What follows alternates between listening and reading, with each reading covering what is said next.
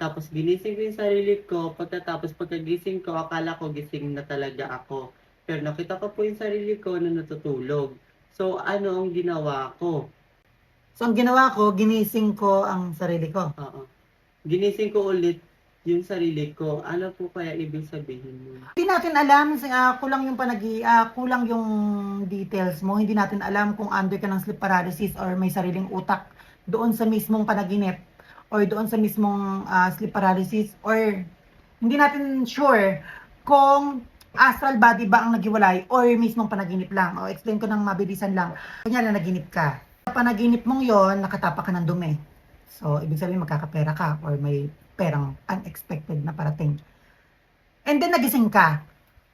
And then nung nagising ka, panaginip pa rin pala yung pagkakagising mo. Okay? Nagising ka ulit. Yan yung explanation kung parehas panaginip, then gigising ka. Combination niya ng symbols of dreams at frequency. Ibig sabihin, yung dumi or magkakapera doon sa isang tao na nanaginip ay hindi sa'yo.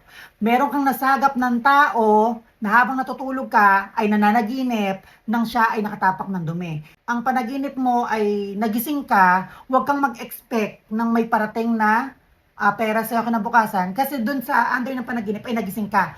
Ibang tao, nilugaran mo ibang tao na nananaginip din siya na nakatapak siya ng dumi para sa kanya yon. Hindi na natin alam kung kaninong frequency ang na-detect mo na kinabukasan ay magkakapera. Vice versa sa panaginip ng ahas. Kunyari, natuklaw ka ng ahas sa panaginip mo, somatic, minimal na stress, panandali ang stress, maayos din, and then nagising ka, panaginip pa rin pala, and then nagising ka. So, hindi siya sa'yo.